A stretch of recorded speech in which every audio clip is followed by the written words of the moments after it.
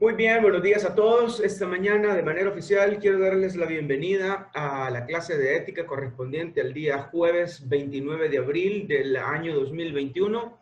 Queda en el registro la evidencia del desarrollo de la clase. Bienvenidos esta mañana, después de examen parcial.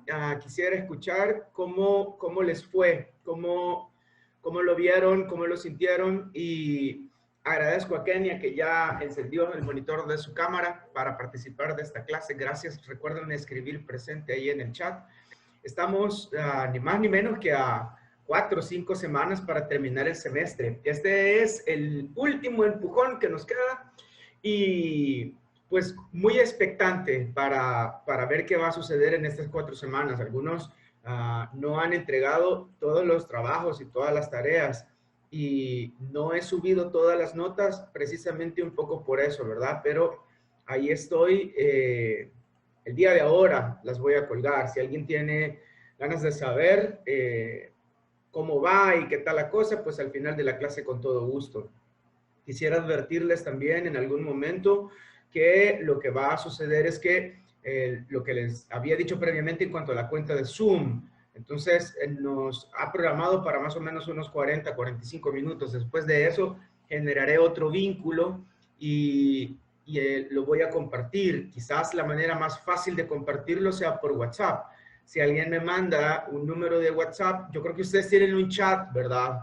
Si alguien me manda en un mensaje privado aquí, el número al que yo lo pueda reenviar, quizás sería más rápido, porque por el portal web toma un poquito más de tiempo. Pero en cuanto a eso, ¿verdad? En cuanto al tema del desarrollo de la clase, vean, solo estoy abriendo un archivo que necesito. Adriana Marcela García está con nosotros esta mañana. Sí, licenciado, buenos días. Buenísimo, Adriana, qué chévere. Mire, tengo dos preguntas para usted. Una es, cuénteme cómo le fue en el examen, qué le pareció, y la otra, hábleme un poquito sobre la película. ¿Qué aprendió de la película? Si le gustó o si no le gustó. Cuénteme. Pues en el examen está sencillo algunas preguntas y no creo que me fue tan mal. Ajá. Y la película me llamó bastante la atención, sobre todo el personaje de Martin, yo lo mencioné ahí en el trabajo. Ajá. Porque yo siento que fue el personaje clave y el más importante, porque si el profesor hubiera sido justo con él, Sedgwick no hubiera llegado ni siquiera al concurso. Y aún así, pues Martin después, cuando le dijo, ya había pasado tiempo, pues ya no importaba, pues para él lo más importante fue que le dieron la oportunidad de estar ahí en la academia que él quería estar y aprovechó su oportunidad. Eso me llamó bastante la atención. Buenísimo. Mire, ¿qué lección aprendió para su vida? ¿Qué pensó que era tan relevante que dijo, hey, esto lo voy a aplicar más adelante? Quizás eso de la justicia, porque siento que es en lo que más recae la película. Quique, ¿qué opina usted? ¿Vio la película, Quique?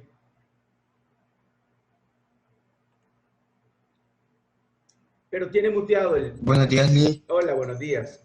Ajá. Sí, sí vi la película. Realmente me fue bastante interesante porque lo que mencionaba la compañera anteriormente. Yo creo que una de las cosas que me desafía fue el personaje del profesor, porque yo creo que uno de los errores que él cometió fue el hecho de dejar involucrar sus emociones en su área laboral. Yo creo que cada estudiante merece conforme a su esfuerzo. Entonces, ver la forma en que él actuó y ver que casi toda una vida que el estudiante le estuvo engañando. Entonces, la forma de ser justo para él le fue bastante difícil poder corregir ese error. Claro. Más sin embargo, yo creo que él como profesor tuvo una gran lección el hecho de no volver a cometer el mismo error, porque ver que ese estudiante, cuando ya se iba popular como presidente, si no me equivoco, que seguía cometiendo el mismo error, pues yo creo que es bastante desafiante, por querer ver algo, un buen futuro en alguien y que esa persona le falle de esa forma, considero que es bastante triste, la verdad, Sí, claro. porque uno trata de tener una buena expectativa hacia una persona y al final de cuentas esa persona paga o es mal agradecido, por decirlo así. Entonces, sí me desafió bastante. Sí, el tema de las emociones, dice, ¿verdad? Y es bien, Sí, correcto. es bien complejo, ¿verdad? Separar a veces nuestras emociones en cuanto a todo lo que estamos haciendo, el ámbito laboral, la familia, los amigos, y justamente el equilibrio, el balance, el buen juicio. Es que fíjate que me llama la atención porque en ética mucho tiene que ver con eso, mucho tiene que ver con, hemos hablado de estos principios, ¿verdad? Por ejemplo, la semana pasada ustedes hacían un breve resumen sobre unas características en cuanto al reglamento de la universidad, pero veían unas palabras específicas.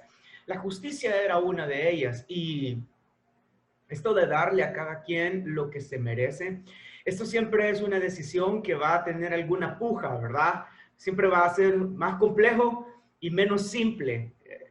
Casi siempre nos vamos a encontrar en circunstancias así. Yo espero que la película, a pesar de que, como les decía, se ve un poco vieja, haya sido entretenida y de muchas lecciones para ustedes. Quizás una participación más antes de ver la clase. Está esta mañana, bueno, aquí estoy viendo que Luis Hernández, y usted vio la película, ¿qué me comenta?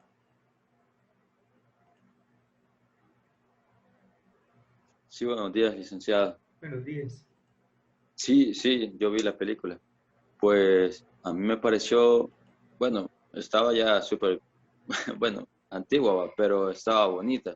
Y todo lo que decía y pues en eso, en relación de que quién iba a ser el Julio César y esa lucha que llevaban, ¿verdad? Entonces al inicio estaba bien interesante como este catedrático estaba ahí enseñándole a los jóvenes y luego llega ese joven witch, que ese joven witch es el que empieza ahí a insolentarse, podría decir en una palabra Sí, muy fuerte, a sí. los demás compañeros y cómo esa influencia pues de este joven alcanzó a aquellos que estaban quizás queriendo pues cada día, ¿verdad? Con las enseñanzas de aquel licenciado, cada día ser mejor y alcanza la influencia y llegan hasta hacer cosas que no tenían que hacer. Entonces me parece muy así como la mala influencia llega como a robarte lo que tú estás queriendo alcanzar, porque tal vez no solo este joven Wish, él el que tenía las malas ideas, se podría decir, ¿verdad?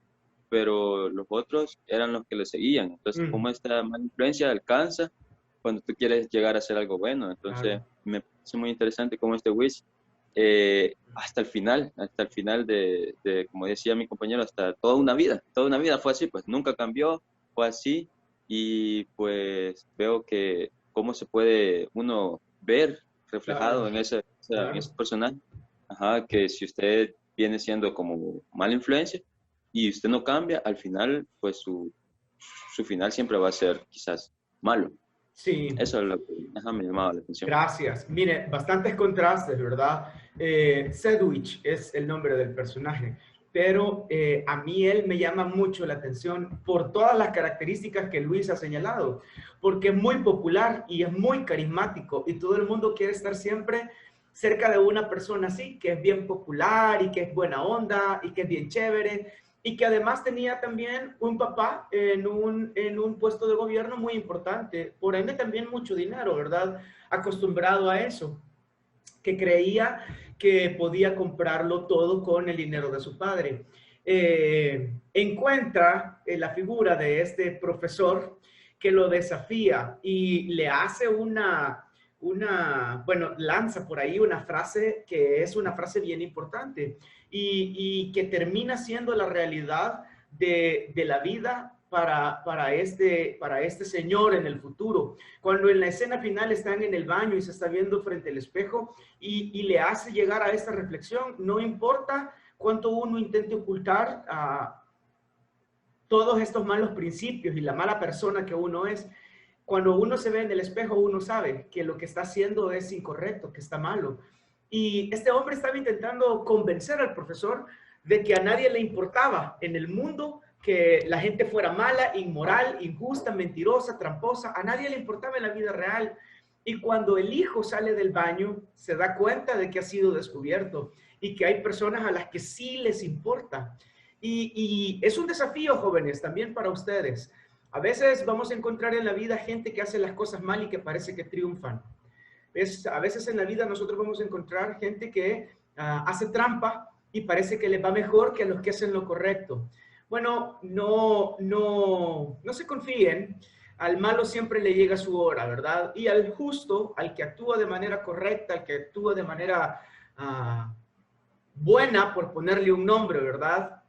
El caso de el joven que fue descalificado de manera injusta y que nos enseña la tremenda lección de no guardar rencor, de entender que una competencia no es todo en la vida, que una nota no significa, no me define a mí como persona, ¿verdad? Aplazar un examen o reprobar una materia no me define como persona.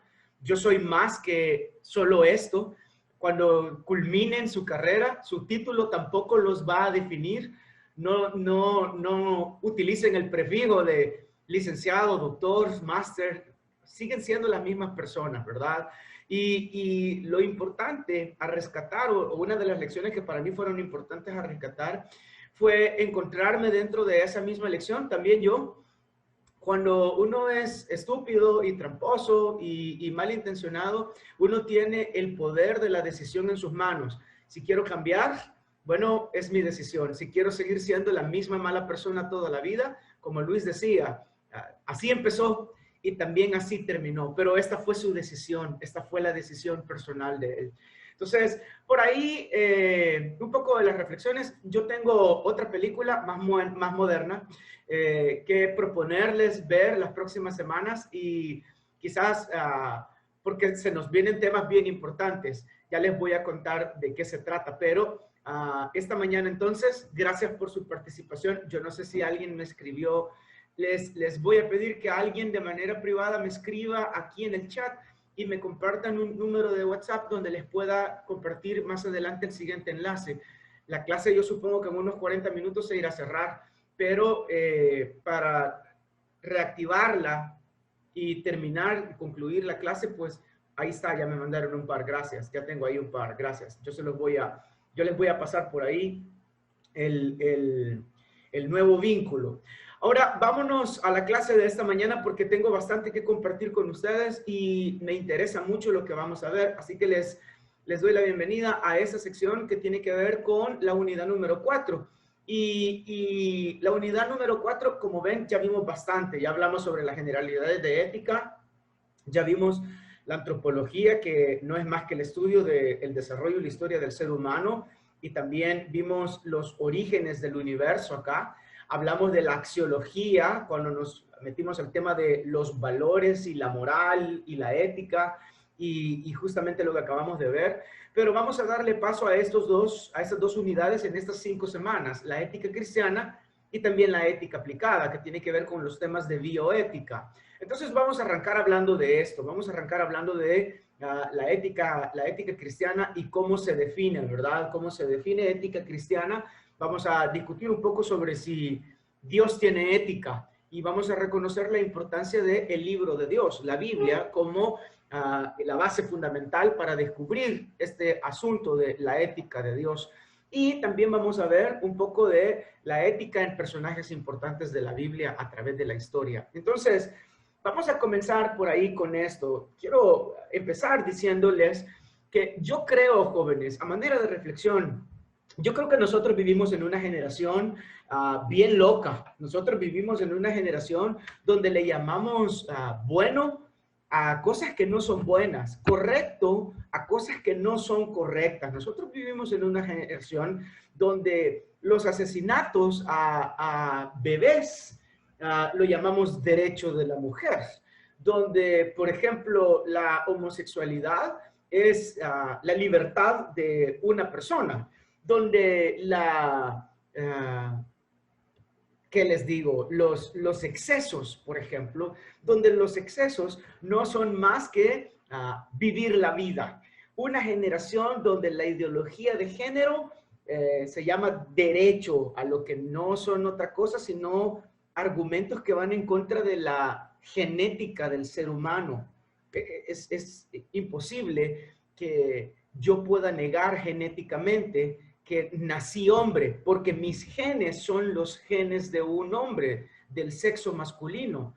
Es imposible negar, esto es ciencia, no es opinión, es imposible negar que genéticamente una mujer nació con genes femeninos. Eso no lo podemos negar, es genética. Una generación donde la vida ha perdido todo sentido y todo valor. Vivimos en un lugar donde preferimos acabar con el proceso de gestación de un recién nacido. Está creciendo, tiene vida, y entonces decidimos mejor acabar con este proceso de gestación que hacernos responsables por decisiones mal tomadas, ¿verdad? En la mayoría de los casos, no son todos. Ya bien habíamos hablado de productos de violaciones e incestos, y no es que exista el mismo derecho, pero ahí hay 4 causales, ¿verdad? Sobre las que deberíamos en algún momento discutir. Pero el escenario es condenar a la muerte a quien no tiene la culpa. Ese es el escenario. Y vivimos en una generación así. Vivimos en una generación donde, hablando, por ejemplo, de las redes sociales y de la multimedia, de la social media, donde nosotros vivimos hoy, los comunicadores sociales, los influencers, los locutores de radios, los testimonials, todos ellos le llaman sinceridad cuando lo que realmente están haciendo es hablar despotricados, son injuriosos, hablan sin ningún tipo de freno. Y la mayoría del tiempo el vocabulario que usan es vulgar y soez.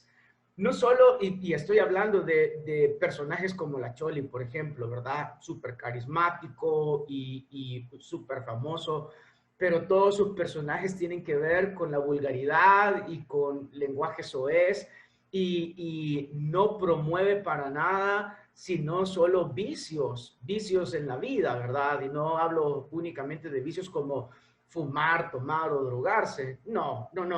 Hay más que solo esto. Pero no solo él, sino si ustedes ven en las redes sociales, ¿verdad? Hoy muy de moda que muchas señoritas, y hablo por ejemplo, la red social de la plataforma TikTok, que es lo único que vemos en TikTok. Bueno, la gran mayoría es enseñar el cuerpo y mover el trasero. Eso es lo único que vende. Y entre más grande y más movimiento, más sexualidad, porque no es sensualidad, es sexualidad, mejor. Ni hablar de plataformas que son más explícitas, ¿verdad? Por ejemplo, OnlyFans, donde la gente paga por ver tu desnudez, por verte en temas sexuales. Esta es la generación en donde nosotros vivimos.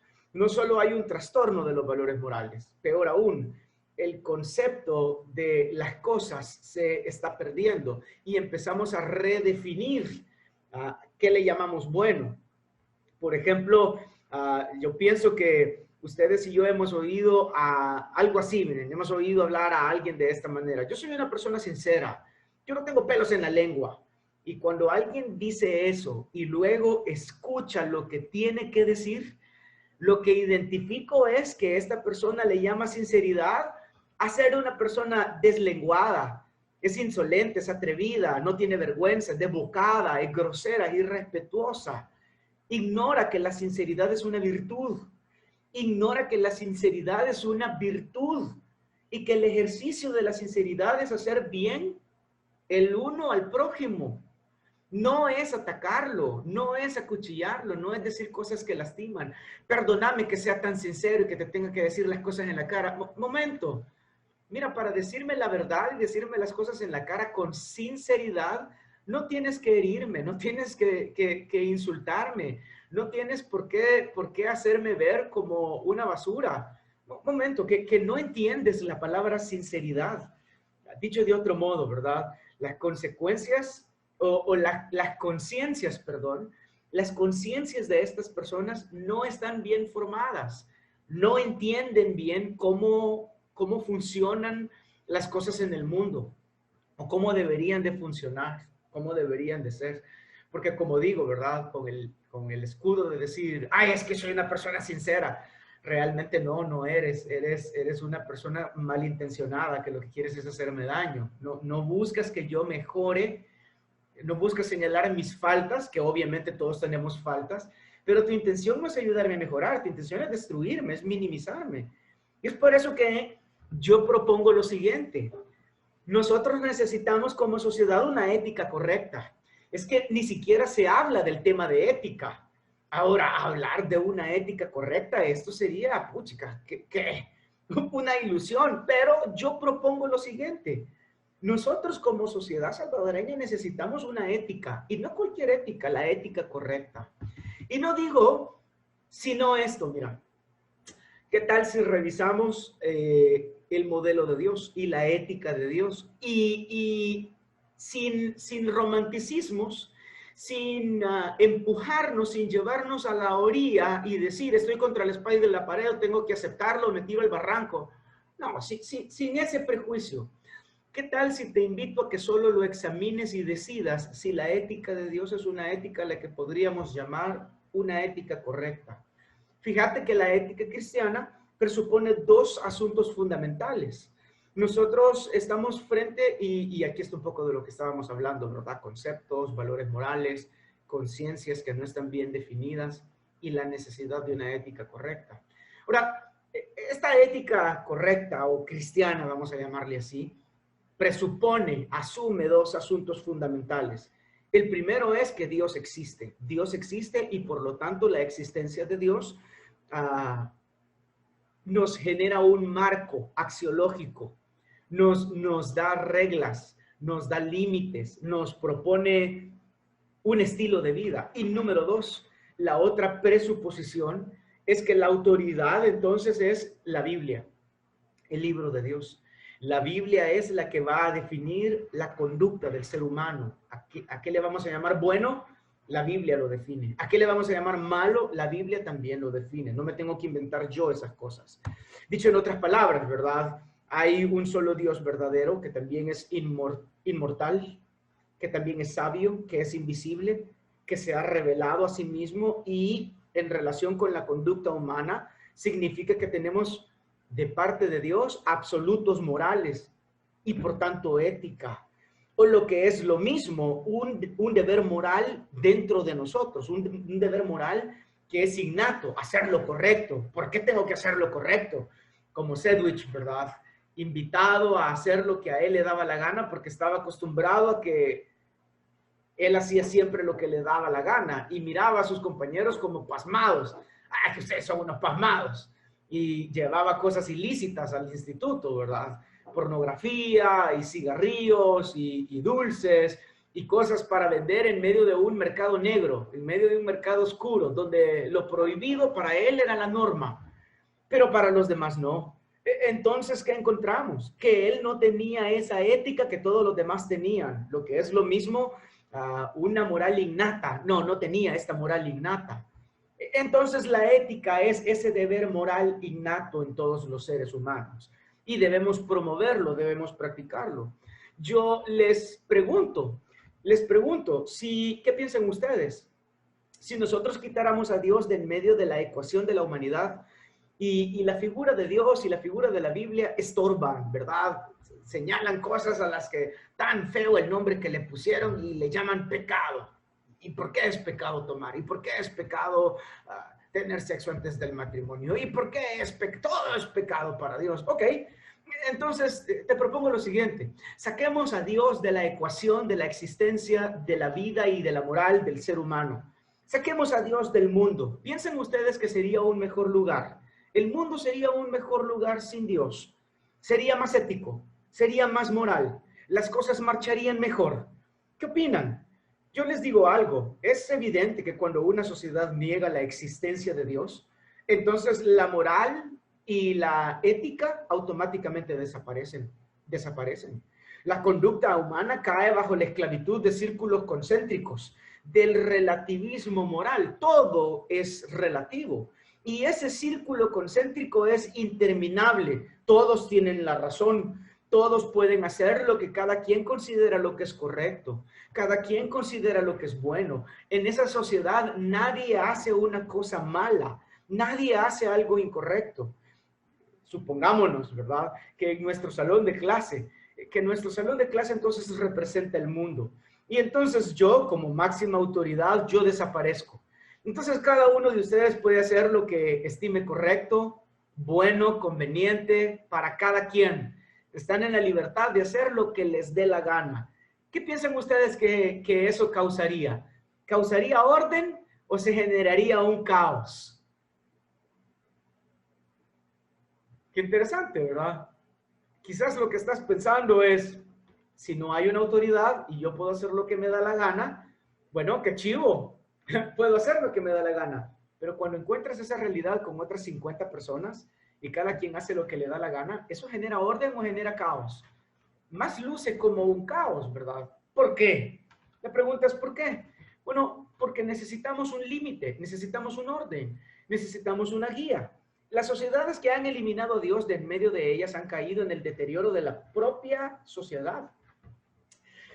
Quitar la vida bajo anestesia a un niño de 3 años simplemente porque es paralítico, eso se llama eutanasia el día de hoy. Eso lo ven bien, pudiera ser visto como un bien moral, ¿saben? Y lo disfrazan diciendo de esta manera, es que es para que no sufra. ¿Cómo no ven que él está sufriendo?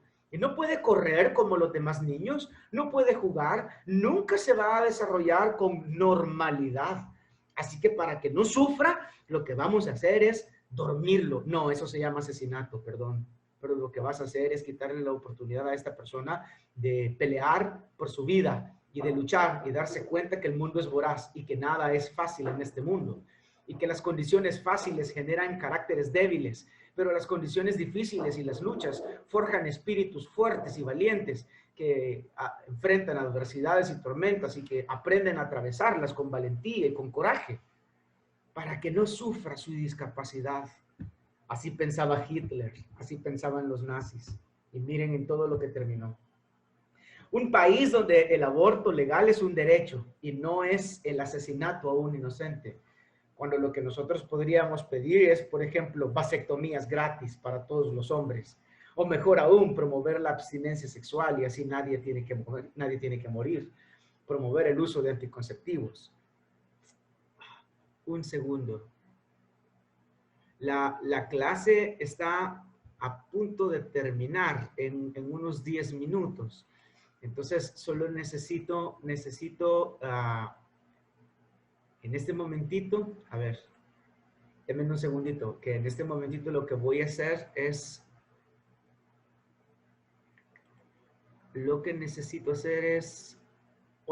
generar otro vínculo. A ver, denme un segundito, antes de que nos pase.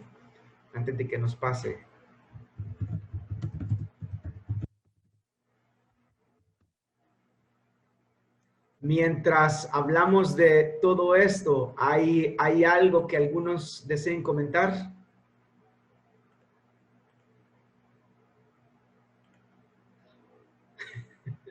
Excelente.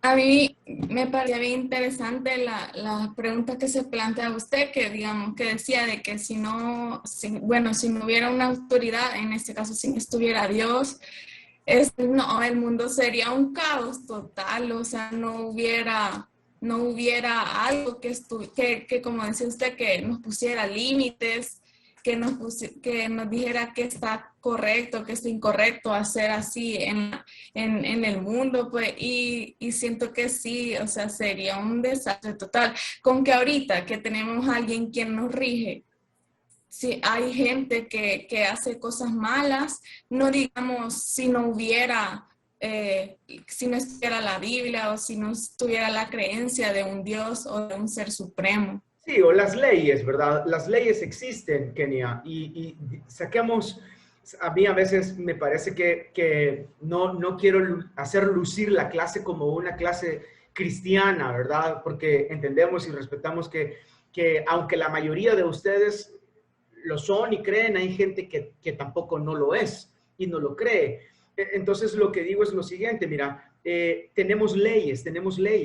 Y entonces estas leyes, pues sí, lo que hacen es, nos proporcionan este marco legal. Y hay gente a la que parece que no le interesan las leyes.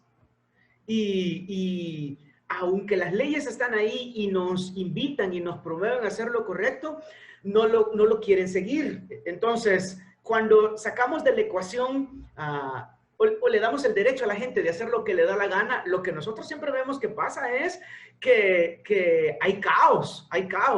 Yo no sé si alguien más quiere opinar un poquito, solo denme chance que estoy guardando el número de teléfono de nuestro compañero para poderle enviar la clave del próximo vínculo. Alguien, hágame el favor de comentar, por favor.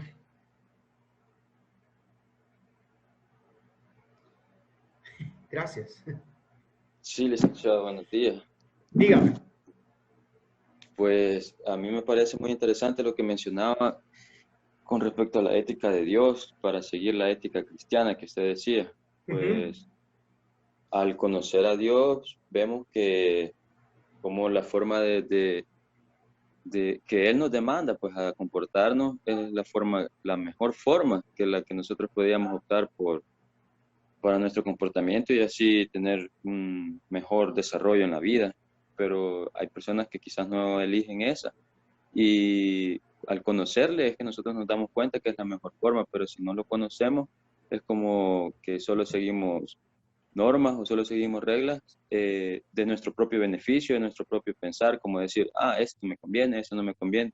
Y ahí es donde atropellamos a los demás derechos de las demás personas, porque venimos a ser así como narcisistas, como usted mencionaba Hitler. Hitler decía, hay que matarlo, porque entonces, así como ese del aborto y que eutanasia, ¿qué era? Eutanasia, sí. Los asesinan como diciendo, no, es un bien común, pero no toman en cuenta las leyes de Dios, ¿verdad? Que dice de que no tenés que asesinar porque, o sea, es pecado, ¿verdad? Entonces, ellos lo hacen como un bien común, como le mencionaba, porque no toman en cuenta eso. Y para mi forma de ver, es muy claro lo que la Biblia dice para seguir la ética de Dios. Buenísimo, gracias. Ya le envié ahí al compañero el nuevo vínculo. En unos 5 minutos se va a cerrar esta clase y vamos a quedar pendientes de que él les comparta a todos ustedes y regresamos. Ahora fíjate, mientras nos da estos 5 minutos extra que tenemos aquí, quiero regresar a la presentación porque hay cosas aquí que me gustaría ver antes de terminar. Y es que mira, por ejemplo, hablando de la naturaleza de la ética cristiana, aquí hay cosas bien interesantes. La naturaleza de la ética cristiana encuentra su fundamento en las palabras del mismo Señor Jesucristo. Jesús en el libro de Mateo dijo, así que todas las cosas que querráis que los hombres hagan con vosotros, así también hacedlas vosotros con ellos. Porque esto es la ley y los profetas. Nosotros le llamamos a eso la regla de oro en la vida. Pero yo esta mañana quiero proponerte que hay 3 elementos en la Biblia que son súper importantes y que tienen que ver con un patrón de moralidad de Dios.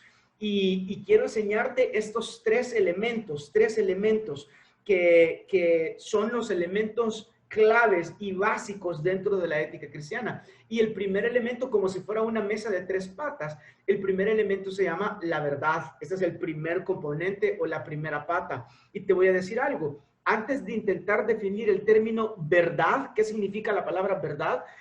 Yo quiero proporcionarles perspectiva y por eso se me hace necesario explicar primero la mentira o el error. ¿Cómo distingo qué es la verdad? Bueno, porque puedo reconocer el error, puedo reconocer la mentira. Y entonces la mentira vamos a definirla como una disociación entre lo que pienso y lo que digo. Esa es una mentira. Es la incongruencia entre lo que pienso y lo que digo. Esas son mentiras. No estoy diciendo realmente lo que pienso. Estoy diciendo, es que no le quiero decir la verdad. Entonces te das cuenta, estás mintiendo. Lo que se dice no es lo mismo que lo que se hace. Entonces, una mujer miente cuando dice que tiene 30 años de edad, cuando sabe en su interior que ella tiene 40. Si nuestro hablar no está de acuerdo con nuestro entendimiento, entonces es una mentira. Ahora, un ejemplo de hablar y vivir una mentira es una persona que vive como si tuviera los ingresos que sabe que no tiene. Entonces gasta más de lo que gana. ¿En qué está viviendo? En una mentira, en una mentira. Habla como si tuviera X posición económica, como si tuviera tanto dinero para gastar. Vive en este mundo de apariencias, mintiendo, engañando a los demás. La diferencia con el error o la falsedad es que el error es una disociación entre lo que se piensa y la realidad. Ese es un error. Es una incongruencia entre la realidad y lo que pienso. El niño piensa que es Superman. ¿Está mintiendo? No, pero está en un error. Lo mismo sucede cuando una mujer dice, es un hombre encerrado en el cuerpo de una mujer o viceversa. ¿Qué está haciendo? ¿Es una mentira? No, está viviendo en un error. ¿Por qué? Porque lo que piensa no es congruente con la realidad. Un hombre que dice, es que yo soy una mujer encerrada en el cuerpo de un hombre. ¿Está mintiendo? No, no está mintiendo. Está hablando de un error. Porque lo que está pensando no es la realidad, no corresponde con la realidad. Ahora, en su naturaleza, la verdad es la coincidencia, no la disociación, pero la coincidencia entre lo que afirmo y los hechos, entre la realidad y la afirmación. Las dos cosas son congruentes, las dos cosas tienen que ver una con la otra. Dicho de otra manera, quizás de la manera más sencilla, es la adecuación entre una proposición y el estado que expresa. La nieve es blanca, ¿eso es verdad? Sí, la nieve es blanca, generalmente, hasta que los seres humanos la pateamos y es sucia. Entonces es la conformidad, la aprobación, el consentimiento entre lo que una persona manifiesta y la experiencia, lo que piensa, lo que siente, efectivamente es congruente. Estamos a punto de cerrar esta sección. La clase está a menos de 1 minuto de terminar y ya les cuento de las otras dos. La primera ha sido la verdad, la verdad. Y aquí dice que me queda menos de 1 minuto para terminar esta clase. Entonces se va a cerrar y voy a abrir la nueva y les voy a esperar para contarles las otras 2 patas de la mesa. Y con eso vamos, tenemos 20 minutos más. Tenemos 20 minutos más.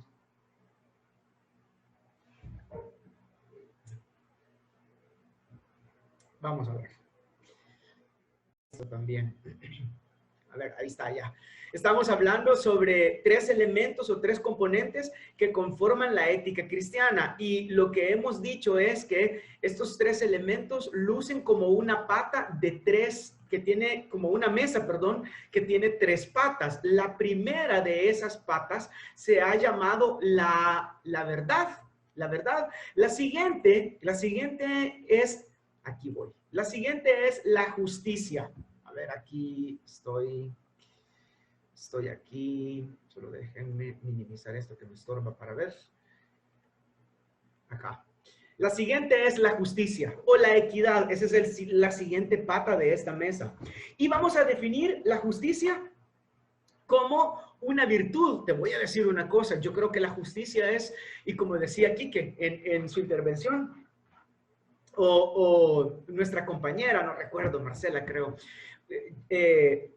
cuando hablaban del tema de la justicia, ¿verdad? Uno siempre lucha con el tema de que nos tratan injustamente o reclamamos justicia cuando no nos la dan. Y yo creo que la justicia es una de las virtudes más difíciles de practicar, porque es difícil de encontrarla en el ser humano, pero además es súper amplia. Y en la época que nos ha tocado vivir, se dificulta aún más entenderla y aplicarla. En una época donde lo que vemos es un montón de injusticias. ¿Cómo ser justo, verdad? ¿Cómo ser justo en un mundo de injustos? ¿Es posible eso? Sí, yo creo que es posible. Pero la Biblia define la justicia y dice que es aplicable a todo ser humano, que es aplicable a todo ser humano. Y Jesús dijo, ¿verdad? Dijo así lo que les había dicho, lo que les había leído en ese momentito. Solo un segundo. Creo que los compañeros están Están queriendo entrar. Déjenme ver si ya le di paso a todos. Sí, ya le di paso a todos. Chévere, aquí vamos. Aquí estoy diciéndoles esto. Jesús dijo, así que todas las cosas que querráis que los hombres hagan con vosotros, así también haced vosotros con ellos. En términos generales, en términos más humanos, digamos, la justicia es aquella virtud del alma que inclina al hombre y a la mujer a hacer y hablar con el prójimo con bondad, sin engaño. En otras palabras, la justicia tiene que ver con un principio moral que inclina mi vida para que mis obras sean justas. ¿Cómo? Bueno, respetando la verdad y dándole a cada uno lo que le corresponde. Así es como funciona la justicia, respetando la verdad y dándole a cada uno lo que le corresponde. De esta manera es que estamos hablando de justicia. Y no solo eso, sino que lo que digo es que la fuente de donde ha de brotar esta virtud de la justicia no es el ser humano. El ser humano por naturaleza es un ser humano injusto. Nosotros por naturaleza somos egoístas. Miren, no me crean a mí. Basta con que vean esta pelea típica entre dos niños que están discutiendo, dos niños pequeños que están discutiendo por un juguete. ¿Qué es lo que vemos ahí? ¿Vemos justicia? ¿Vemos verdad? ¿O vemos todo lo contrario? ¿Qué? No me lo quiso prestar, es que es mío. Vemos que el ser humano es egoísta, que es egocéntrico desde sus primeros años de vida. Entonces, el ser humano no puede ser la fuente de la justicia, porque está inclinado naturalmente a hacer lo malo. Entonces, ¿cuál debe ser esta fuente de la justicia? ¿Cuál debe ser la fuente de esta virtud? Bueno, el deseo está en la Biblia y es el deseo de ser como Dios, de imitar las características de Dios. Frente a esta declaración es válido preguntarse, y entonces, ¿yo puedo ser justo cuando la sociedad es injusta? Cuando la sociedad no me trata con justicia. El otro día uno de nuestros compañeros nos estaba haciendo el comentario y nos decía, muchas veces yo quisiera con mis vecinos expresarles, Gerardo creo que era, Gerardo nos contaba y nos decía, yo siento de que el mundo no me invita a ser buena persona, a ser moral y a promover la ética, porque nadie lo es. Yo pregunto otra vez, y Gerardo que está en clase, esta es buena pregunta para ti también. Entonces yo puedo ser justo en un mundo que practica las injusticias. En un mundo que es malo yo puedo ser bueno. En un mundo que es inmoral yo puedo ser moral. En donde a nadie le importa la ética, a mí debería de importarme. Y de nuevo, ¿verdad? Lo que los demás hacen no define la persona que soy yo. Si los demás están tirando su vida al traste y se quieren ir al barranco de la inmoralidad y la injusticia, yo no estoy obligado a seguirlos. Yo no estoy obligado. La justicia es un hábito mental. La justicia es una decisión. La justicia no es una acción aislada. La justicia es una regla general. La justicia es un estilo de vida. Ser justo es una decisión que tiene que ver o que no encuentra su naturaleza, su raíz en mí. Yo soy justo. ¿Por qué? Porque soy justo. No. No es cierto. Tú no eres del todo justo. Hasta que nuestra justicia entonces proviene de Dios, depende de Dios. Uno encuentra la mentalidad de Dios, el obrar de Dios, cómo Él actúa. Y miren, no es una cosa de que van a tener que ir a estudiar teología. No, la Biblia es un libro súper sencillo de entender. Es bien práctico, de hecho. Miren las palabras de Jesús. Así que todas las cosas que querráis que los hombres hagan con vosotros, así también hacedlo vosotros con ellos. Es su justicia. ¿Cómo quieres que te traten? De la misma manera, trata tú también a los demás. No, pero es que no me devuelven la manera en como yo trato, nunca la recibo. No importa. Lo que los demás hacen no define la persona quien eres. No modifica cómo tú eres. Que los demás sean mentirosos no significa que tú debas ser mentiroso. Pero yo siempre digo la verdad y los demás siempre mienten. Bueno, es porque la verdad no es una práctica en la vida de ellos, es una práctica de la tuya. La responsabilidad no es una práctica común. La ética en un mundo antivalor, en un mundo antiético, no es muy escasa, es muy escasa. Y entonces, el propósito de la clase es llevarte a una reflexión para ayudarte, para incentivarte a promoverlo. Justicia es el equivalente a la equidad, a la rectitud, a la honradez, a la honestidad, al que es amante de lo bueno, al que es amante de lo decente. Esa es la justicia. Alguien que procura de corazón mostrarse a los demás como lo que dice ser un hombre, una mujer de corazón justo. No una persona que dice que es justa, pero que sus palabras no corresponden con sus acciones. Que sus pensamientos son justos, pero sus pensamientos no corresponden con sus palabras. Entonces, todo lo contrario. Alguien que sí procura de corazón mostrarse a los demás como lo que es, como lo que dice ser una persona de corazón justa. Es por eso que un ladrón no debe ser nombrado como el custodio de los bienes del Estado, porque entonces tenemos ministros ladrones, tenemos presidentes ladrones. Sería una injusticia, ¿verdad? O peor aún, sería una estupidez poner a un ladrón a ser el guardián, el custodio de los bienes del Estado. Tampoco podemos poner a un hombre de mente injusta, a una persona que a todas luces es tramposo, darle cabida en los medios de comunicación social. ¿Por qué? Porque ya sabemos que va a promover la injusticia, la inmoralidad, la trampa, la truanería. Y así es algunas cosas que pues están a la luz, ¿verdad? La tercera pata de esta mesa es la bondad. ¿Alguna vez escuchaste este principio de vida? Amarás a tu prójimo como a ti mismo. Qué tremendo, ¿verdad? Te digo otra vez, la fuente de esta ética correcta, esta ética a la que le hemos llamado ética cristiana, le llamamos así porque encuentra su raíz en la Biblia. La Biblia, en Mateo 22:39, propone este dicho, este concepto de vida, un precepto: amarás a tu prójimo como a ti mismo. El amor o la bondad al prójimo es algo que se discierne con mucha facilidad, fácil de entender, en términos bien sencillos. Si es bueno para mí, entonces también es bueno para ti. Y por lo tanto, debo compartirlo contigo. Si es bueno para mí, es bueno para ti. Y por lo tanto, debo compartirlo contigo. Así es la bondad.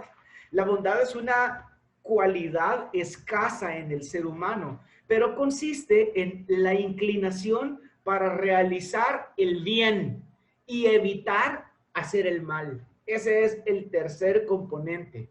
Hacer el bien y evitar hacer el mal. Mira, la ética es como esta mesa con tres patas. La ética cristiana, cuyas patas son la verdad, la justicia y la bondad. Y se apoyan mutuamente y sostienen cualquier peso que caiga sobre ellas. Cualquiera de estas que falte y la mesa se cae. Ahora, si quisieras ser una persona con un alto estándar ético, si tú quisieras ser una persona con una alta moralidad, estas tres características necesitas en tu vida: la verdad, la justicia y la bondad. La práctica de ellas tres sostienen cualquier peso, cualquier vicio de la vida del ser humano. Y es un asunto probado. Tan solo te invito a que lo intentes. Ahora, fíjate, aquí estamos en una nueva... ¿Hay algún comentario en cuanto a lo que acabo de decir? ¿Hay algo que quieran mencionar en cuanto a lo que acabamos de mencionar? A esta parte. No, por el momento no. Chévere, chévere, gracias. Ahora fíjate, vamos a regresar otra vez a la última parte de la presentación. Esta parte es una parte que tiene que ver con la naturaleza, con estos elementos de la ética cristiana, con los elementos de la ética cristiana. Y entonces, creo que ya tengo abierta la presentación. Aquí estoy. Estos elementos de la ética cristiana son los siguientes. Son la verdad. Y ya hablamos de la verdad, ¿verdad? disociación entre lo que se piensa, o la mentira es la disociación entre lo que se piensa y lo que se dice. Entonces, la verdad es todo lo contrario, es la coincidencia, la afirmación entre los hechos y la realidad. Y también hablamos de la justicia. Aquí está lo que yo les estaba mencionando hace un momento. Y también hablamos sobre la bondad, la verdad, la justicia y la bondad. Ahora, hay un contraste entre las leyes humanas y las leyes divinas. Hay un contraste, significa que son dos elementos a considerar. Un contraste es una comparación. Por un lado, tenemos las leyes humanas. Por el otro lado, tenemos las leyes divinas. Y este contraste, entonces, necesita ser revelado. Por ejemplo, quiero hablarles de esto rápidamente. Tenemos lo siguiente, mira, la ley para la filosofía. ¿Qué es la ley para la filosofía? Bueno, el materialismo dialéctico dice que el conocimiento humano descubre los fenómenos de la naturaleza y de la sociedad a través de las leyes objetivas. Entonces, cuando uno encuentra estas leyes, uno encuentra que son leyes a partir de fenómenos naturales como la gravedad, como la atracción de cuerpos opuestos o con energía contraria. Y hay una conexión interna con el mundo, una conexión objetiva. Entonces estamos hablando de cosas que todo el mundo entiende las leyes de Newton y entiende también el asunto tan sencillo de la gravedad. Es posible que tú no creas en la gravedad, pero yo te garantizo que si te lanzas del cuarto piso de un edificio, la vas a descubrir. Entonces así es la ley para la filosofía. A través del materialismo dialéctico se revela por medio de leyes o fenómenos naturales. Bien sencillo de entender. La ley es la expresión de los aspectos y conexiones más generales, sustanciales de la realidad material. Es evidente. Pero para el derecho, para los que estudian las leyes, para los abogados y los juristas, la ley significa otra cosa. La ley es la regla, la ley es la norma que se estableció por una autoridad superior y que sirve para, normar, para regular la conducta del ser humano, ¿verdad? No la conducta del animal, que le dice al ser humano, mira, este es el límite de velocidad. Mira, no puedes cometer estas acciones porque se llaman delitos y hay una condena por tener esa conducta. Entonces es un régimen constitucional. Así es como el derecho ve las leyes, como una regla, como una norma que tiene a los seres humanos en un régimen de la constitución de esta sociedad, de esta república. Así es como los ciudadanos de esta república se conducen, se comportan. Pero la palabra ley para Dios es un conjunto de principios o normas de conducta. No tiene que ver con la naturaleza, no tiene que ver con códigos, tiene que ver con la conducta del ser humano. La ley es la Torá. Toda la voluntad revelada de Dios a cualquier parte, a través de toda ella, a través de la escritura. Ahí está la voluntad. Entonces la voluntad de Dios es la ley. La voluntad de Dios es la ley que norma la conducta del ser humano. La voluntad de Dios es la ley que norma la conducta del ser humano. En la Biblia ustedes encuentran la palabra pacto. El pacto es un acuerdo entre dos o más partes. Entonces, y todas las partes están involucradas con el compromiso de cumplir su parte. Así es el pacto. Juan y yo tenemos un pacto. María y yo tenemos un pacto. Y los dos estamos comprometidos a cumplir la parte del pacto que nos corresponde. Así funciona el pacto. Pero en la Biblia también van a encontrar leyes o rituales y leyes de comportamiento. Las dos cosas. Leyes de rituales y leyes de comportamiento. La primera, las leyes de rituales se refieren, pues sí, a lo que es obvio, ¿verdad? A estos ritos, sacrificios, ceremonias, y tenía que ver con circuncidar a los hombres después de 8 días de nacidos, con lavar los cuerpos antes de entrar al templo, con presentar a los hijos primogénitos humanos después de que tenían 8 días de nacidos, etcétera. Esas son las leyes y rituales. Pero las leyes de comportamiento son otra cosa. Las leyes de comportamiento tienen que ver con las que Dios estableció para que el ser humano supiera cómo tenía que comportarse con Dios, cómo tenía que comportarse también con su prójimo. No solo delante de Dios, sino también delante de la sociedad, que supiera cómo comportar los 10 mandamientos. Los 10 mandamientos. Los primeros 5 mandamientos, ustedes encuentran que tienen un énfasis vertical, es decir, hacia Dios. No tendrás dioses ajenos delante de mí, no te inclinarás a ellos, solo a Dios servirás, solo a Él adorarás. Todo tiene que ver entre una conexión entre yo y Dios, una relación vertical. Pero esa ley, la ley del mandamiento, también tenía componentes horizontales. No matarás, no hurtarás, no dirás falso testimonio, no codiciarás la mujer de tu prójimo. Y en esa relación horizontal tenía que ver entre mi comportamiento con mis semejantes, con la sociedad. Y eso regulaba la conducta en los 2 sentidos. Mi conducta hacia Dios y mi conducta hacia mi sociedad, hacia mis primogénitos, hacia mis prójimos, hacia mis prójimos, ¿verdad? Las personas próximas a mí, eso es lo que significa prójimo, próximo, el que está más cerca de mí.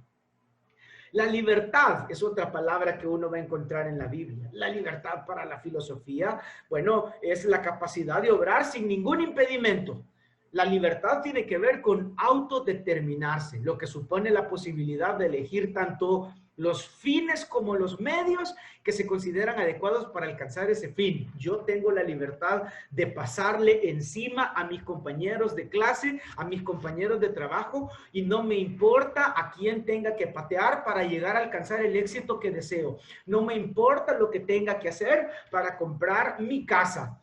Hace poco yo estaba viendo... y quiero detenerme en esto, fíjate, porque hace poco yo escuché seguramente ustedes lo conocen más que yo, pero es un muchacho que aparece en estas plataformas, en las redes sociales, y él es declaradamente un homosexual. Se ha hecho muchas cirugías, es evidente, la nariz, los ojos, hasta que se ve bien raro, mero deforme. Yo no recuerdo el nombre de este chero, pero él dice que la casa donde él vive la compró producto de relaciones homosexuales, y que el estilo de vida que él tiene es un estilo de vida que se lo ha pagado a partir de eso. Ustedes saben de quién estoy hablando. Ustedes conocen a este chero. ¿Alguien tiene una idea de quién yo estoy hablando? Él es René Valdivieso. Ese hombre, ese mismo es él. Y yo nunca lo había visto, pero esta semana me lo mostraron porque estaba platicando un poco sobre nuestra clase el día de hoy y me dijeron, mira, deberías de mencionarlo en tu clase porque él es un ejemplo precisamente de lo que nosotros estamos diciendo, de que la libertad para las personas es el derecho de hacer sin impedimento lo que a mí me da la gana. Y no me importa lo que tengo que hacer para conseguir lo que yo quiero conseguir. La idea de la libertad es una idea equivocada desde esa concepción, porque yo atropello los derechos de otro, yo atropello también incluso mis propios derechos. No, pero ¿qué me importa? Fue mi libertad, es cierto, es tu derecho. Y si tú querías atropellarte a ti mismo, pues tenés toda la razón, estás en tu derecho, es tu libertad de hacerlo. No tenés ningún impedimento, nadie te lo prohíbe, no estás exento, pero es una concepción paradójica. Es bien tremendo para mí cómo una persona está pensando de esa manera. Ahora voy a regresar en los últimos minutos a la clase para terminar con esto. Es obrar sin impedimento, nadie me está obligando. No estoy siendo coaccionado a realizar estas acciones, ¿verdad? La idea de la libertad es esta, acepciones o determinaciones. Entonces, la libertad puede ser también un concepto jurídico. Para los abogados, La libertad consiste en el dominio del hombre sobre sí mismo. Esta persona es libre cuando nadie lo está obligando. ¿Qué significa? El poder de la conciencia y de la voluntad humana sobre el organismo que integra la personalidad. Nadie lo está coaccionando. Por eso esta persona es libre, dice el jurista. Son las condiciones necesarias e inmediatas para manifestar la personalidad y para el pleno desarrollo de la misma. Así es la libertad. Condiciones para manifestar la personalidad. Pero la libertad para Dios es lo opuesto a la servidumbre. La libertad para Dios es lo contrario de la esclavitud, ya sea física, moral o espiritual. Una persona es libre cuando no es esclava. Una persona es libre cuando no es siervo. Entonces, la esencia de la libertad cristiana no se basa en la libertad externa, sino en la libertad interna. Porque cuando uno es libre internamente, pues también externamente lo es. La libertad espiritual, por ejemplo, es el resultado de la obra de regeneración del Espíritu Santo que habita dentro de los hijos de Dios. Entonces, una persona es libre espiritualmente. Y este es un concepto bien tremendo, esto de la libertad espiritual, porque si vos te das cuenta, habla de un concepto de libertad interior, que lo que promueve son cambios de actitud, cambios en un estilo de vida. Entonces, muchas veces la sociedad nos ha dicho que el alcoholismo es una enfermedad, que la drogadicción es una enfermedad, que el apetito desmedido sexual es una enfermedad, pero realmente no lo son. La Biblia dice que no son enfermedades, que lo que son es pecado. Es el deseo del ser humano de hacer lo malo. Así es como la Biblia lo llama. Y entonces, para ser libre del alcoholismo, lo que le recomiendan a esta persona es, mire, vaya a terapias, vaya al grupo de apoyo de Alcohólicos Anónimos. ¿Y cuánto tiempo va a tomarle a esta persona? No sé, algunos toman años, algunos toman meses, y otros pasan toda la vida ahí luchando. Y lo mismo con las drogas, lo mismo con los neuróticos anónimos, lo mismo con los grupos de apoyo para salir de la prostitución, todos estos grupos, ¿verdad? Vaya a terapias con la psicóloga, con el psiquiatra y entonces, ¿qué sucede? Bueno, que entras en círculos, se llaman círculos concéntricos, son círculos que nunca terminan. Son círculos que van hacia adentro y hacia adentro y hacia adentro y cada vez hay más círculos. Las terapias nunca terminan. Las charlas en los grupos nunca terminan. Y siempre el día que tú faltas, recaes. Entonces dime, ¿eso es libertad? Realmente no, una persona no es libre. ¿Por qué? Porque no hay un cambio interno, sino un cambio puramente externo. Lo que están haciendo es haciendo ayunos, ayuno de beber alcohol, ayuno de consumir drogas, ayuno de su apetito sexual, ayuno de lo que sea, de gastar. Hay personas que son adictas a las compras.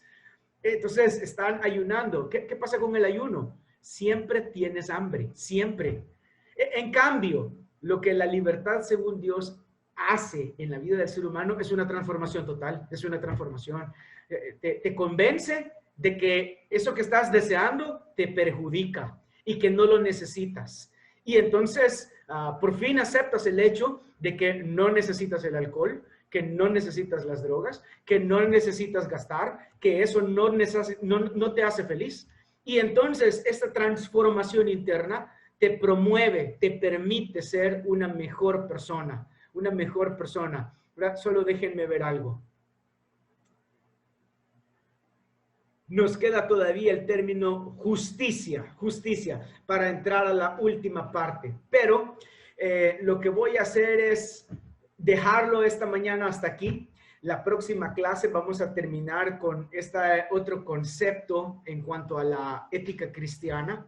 Hemos visto algunos contrastes entre la legislación según el hombre y la legislación según Dios, y cómo las leyes del hombre tienen un contraste, no que sean malas, pero tienen un contraste, una comparación con la ley de Dios.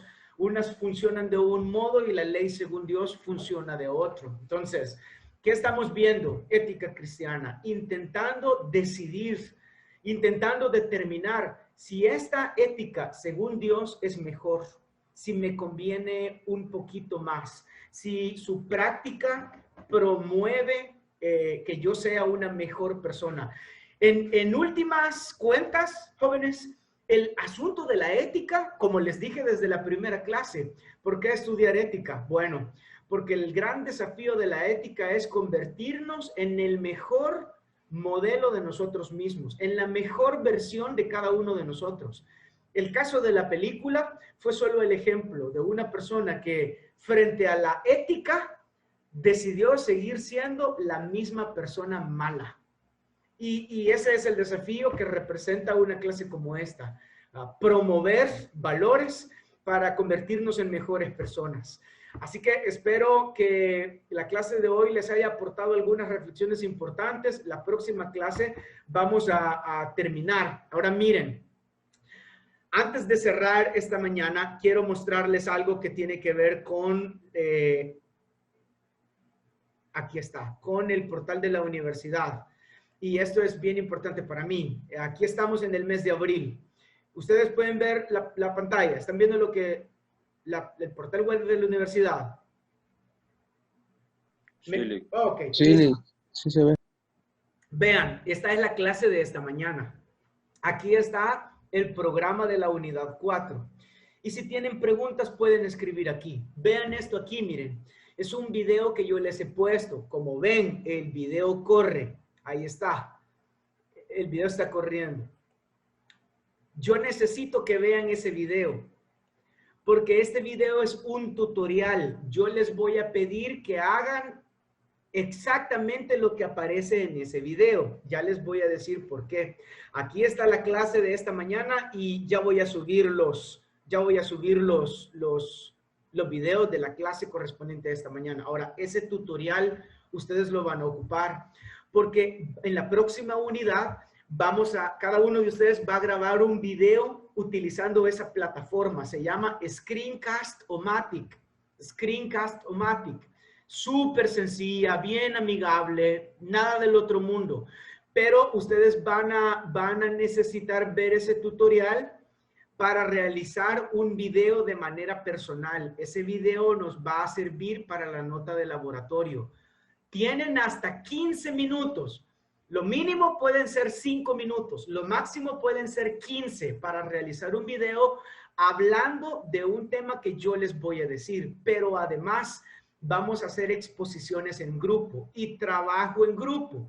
Yo voy a colgar los temas de exposición y son temas de bioética, temas como el aborto, las drogas, la eutanasia, el suicidio, temas de bioética.